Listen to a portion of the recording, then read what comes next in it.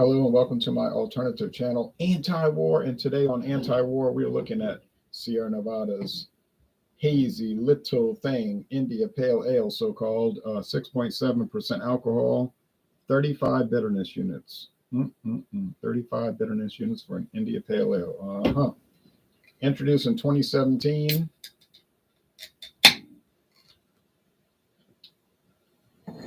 It's dry hopped. It's hazy, but not not terribly hazy, like milk, like some of these things. But it's got a off-white head. It would be thicker in a glass, different from this.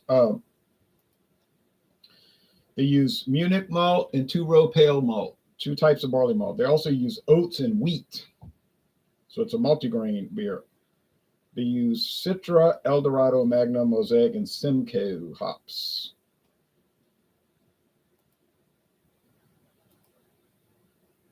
Now, one time I tried their Wild Little Thing, slightly sour ale. Yeah, very slightly sour. 5.5. Bland, and I was definitely not thrilled with that one. Sorry, but it just wasn't happening. Now, Big Little Thing, it's got 45 bitterness units. Now it's coming around. It's got some character. It's 9%. It's got a lot of action. So that's a great one. You get it in the 19.2 ounce cans or the 12 ounce. I can sometimes find 12 packs of this 9%er. Now that's a good one, I gotta say.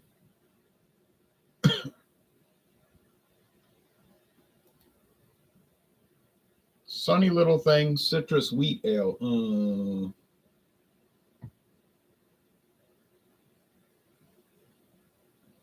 5%, 10 IBUs. I've never had it, but I get the impression this is sort of like their version of Blue Moon, Shock Top, oats and wheat, Carapill malts, two-row pale malt,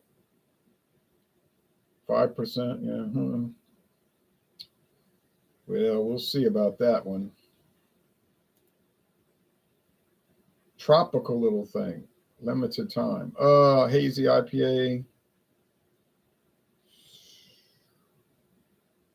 Sold during the summer. 7%, 39 IBUs. Oats, wheat, and only two types of barley malt. Oh, I guess I'd try it, assuming I'd see it in a single or a mixed pack. Juicy Little Thing.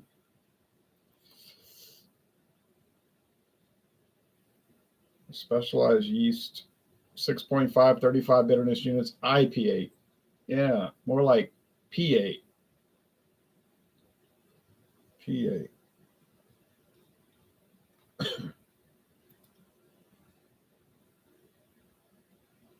Dank Little Thing.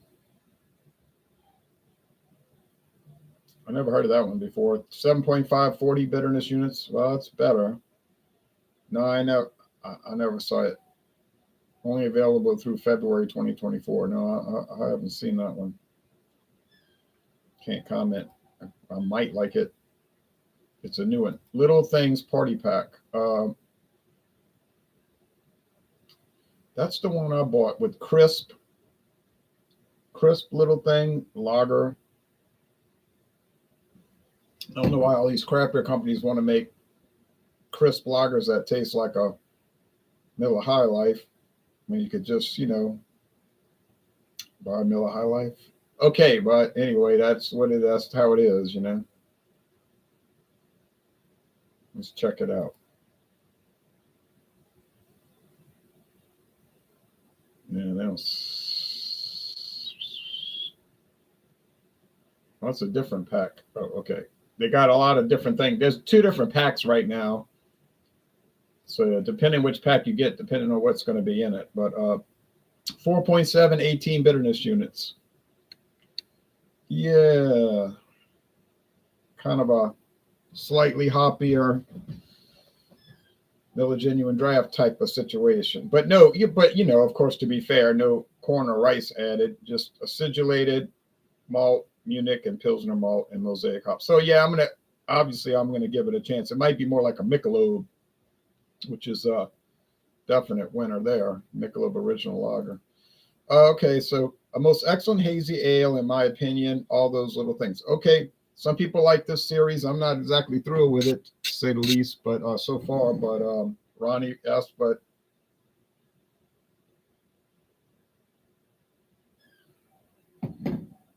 medium bodied,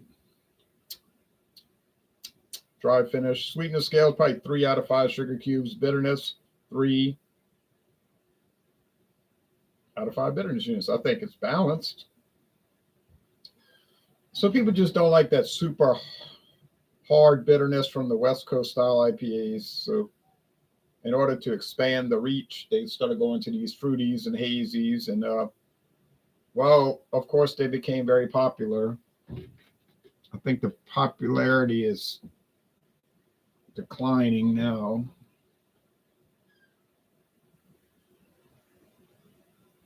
In decline. 95 out of 100. Wow. See, I go more like an 85, 87 out of 100. A B. It's good, but it's definitely not something for me. But I did drink two. I did a solo review, a revisit. That was done after 6 years. I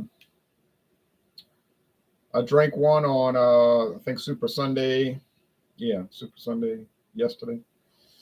And now I'm drinking this on the alternative channel. Would I buy it? I wouldn't buy it again because it's just not for me.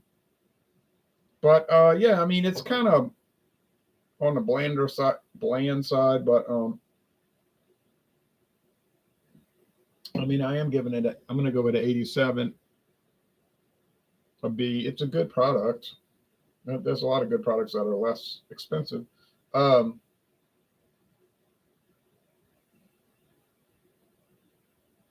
definitely not I'm not necessarily hostile to it. Let's look at it like that. Sometimes bland can be good. Yeah, it depends. You know, I've got a whole bunch of Keystone Light in the fridge, and on the other side of that door in the other room. And I guess people could accuse that of being bland. But I don't know. There's something about it. It's got some kind of, there it is. You see this? It's got some kind of character about it. You could say, well, you're into style. You know, you prefer that style of beer and so forth. Yeah, that's probably true. Probably has a lot to do with it. But to be fair, it is a good beer. I would recommend it if you like the hazy IPAs. And I did buy the 12 pack for $16.49, which these days is not terrible for a 12 pack of craft beer. So you remember years ago, about 8 years ago, Walmart had that 12 pack of craft style beers from Rochester, New York. I think it was called Trouble Brewing, and they had a red ale, a pale ale. I think it was Cat's Away India Pale Ale, and there was a fourth one. I was very pleased with that product, that line there. This was a private label, you know, for Walmart, but it didn't make it. I don't know. They didn't keep it too long. Kept it for a little while. Then it was evaporated. I think that was very inexpensive. But you know, that was 8 years ago. But I think it was like $8.99 for the 12 pack. 8 years ago were the good old days, right? Except that Barack Obama was president. But anyway,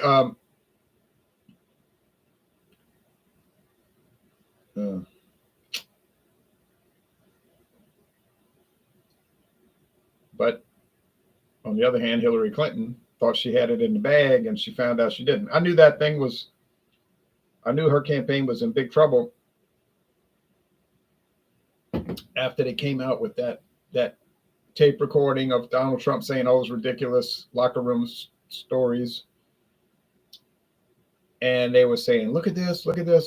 This tape was made 11 years ago. I said, first of all, why were you sitting on this tape for 11 years? Obviously, that was so they could use it if they needed to. So then I started thinking about it. Right, Barack Hussein Obama. I said, oh,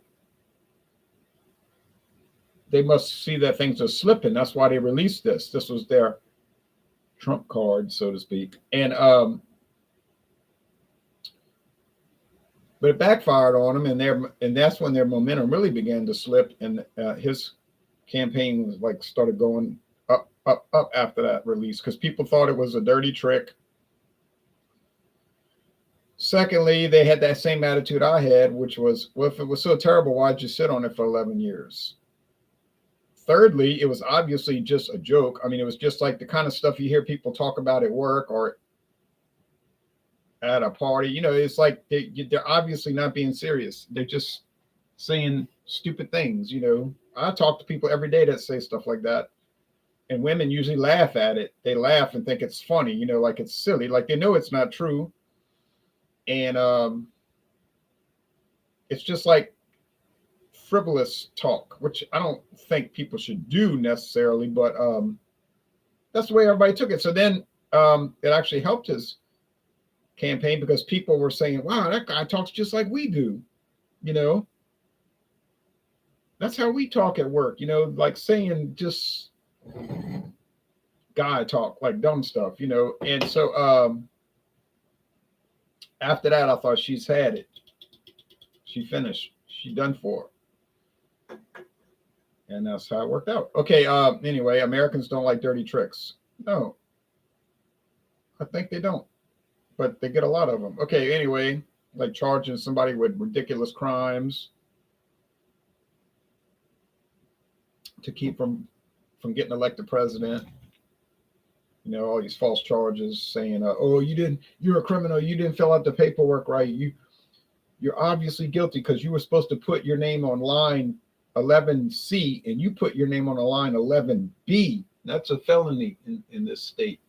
Not that anyone's ever been charged with that before, but very serious, very serious. And so that's probably going to ultimately backfire. So anyway, all right. Well, so a B, a good beer. I'm saying a B, a solid B. I'll probably never drink it again for the rest of my life, and I'll be glad about that. But, you know, Sierra Nevada makes a lot of other beers that I really do love. So it works both ways. We don't get too many of them anymore. Like a lot of their great stuff seem like to have gone the way of the dinosaur. But thanks for watching. And now I'm going to jump back to the main channel and start watching all these videos that I got on my watch later list, which will take me weeks to get through. I found a bunch of new channels, you know, so I'm going to watch them. All right. I had to delete one channel, though. I said, this guy's terrible. He was doing whiskey reviews and all, and he was just, his review was tasting it and going, it's terrible. I said, that's your review? It's terrible.